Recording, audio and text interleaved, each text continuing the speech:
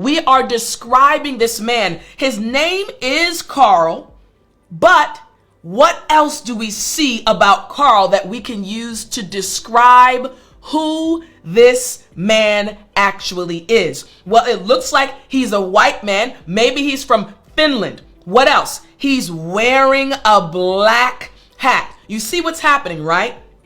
We're giving the right amount of details to describe who he is. But remember, for day 2, our focus is the who and the what. So now if you look at the what, okay, so we have different examples of individuals, but what are these individuals doing? So let's say, for example, we have 10 different things that could be done. 10 different actions, maybe eating breakfast, watching television, taking a walk, talking on the phone, eating a sandwich, taking a nap, work, reading a book, writing a letter, drinking some juice. What are you noticing? We're not giving difficult pieces of information. These are things that even if you are a beginner, you can understand. Oh, eating breakfast. I remember when I was learning Korean, I was at the beginner level, right? Because I understand your journey as an English learner. I had to learn Korean and I was in my late 20s. It was not easy. I love Korean. I love Korean people, but it was a challenging experience for me. When you're learning a language, you have to start at the beginning level.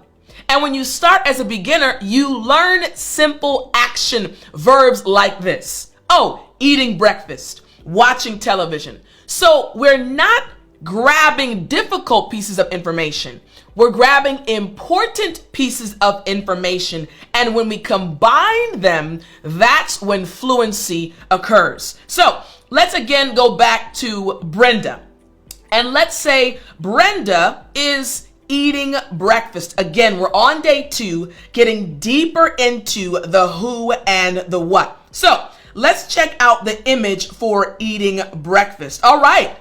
Now listen, I'm your teacher. I love oatmeal. I love granola. It's true. I love granola. I love oatmeal. So if we're looking at this image, and remember, we're on the what. We want to give as many details as possible when we're describing what a person is doing. So an individual, yes, is eating breakfast, but what type of breakfast? What kind of food do we see in this image? I want you right now to think in English. As you're watching this video lesson, and if you're listening, I want you to start imagining, what do you see in this image? What are they eating? Let's be very descriptive. Well, for me, I see some pumpkin seeds. I think these are pumpkin seeds right here.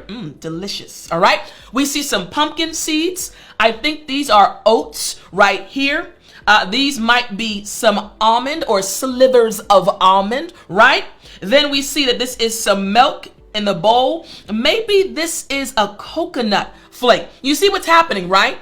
As we zoom in and get a little bit closer, we suddenly get the ability to find more details. So now when we go back to describe what's happening, instead of just saying, oh, he or she is eating breakfast, I can now say she's eating a bowl of granola that has coconut flakes, slivers of almond, pumpkin seeds. Listen, I love all of these things. That's why you're getting the extra, right? What's happening? We are going into more detail. Why? Now you are understanding how to speak English fluently using this simple method.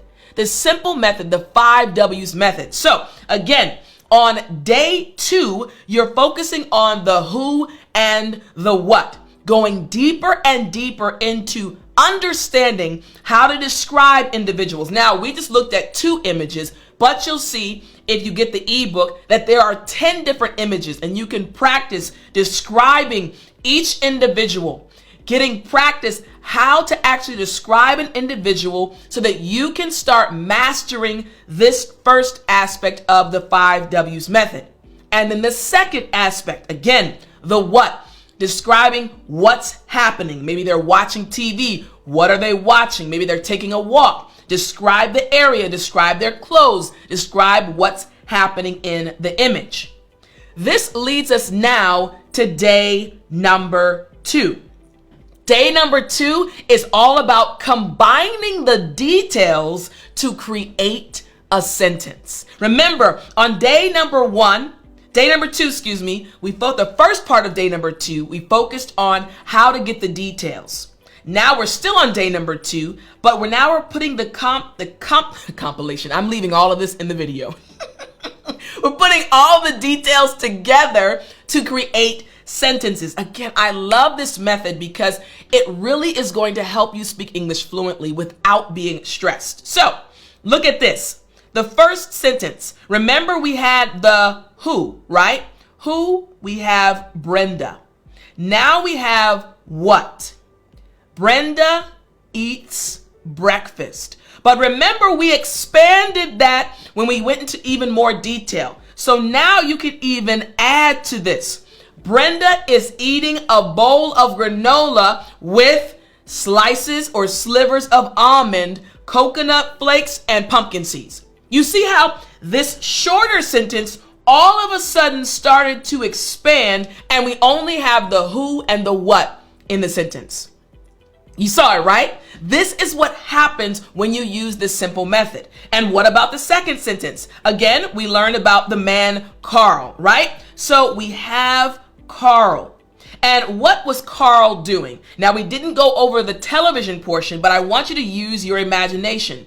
What is Carl doing? Watching television. Now, for you, again, this is for your practice. You can expand and say, oh, what television show is he watching? What network is he watching? Describe the television that he's using.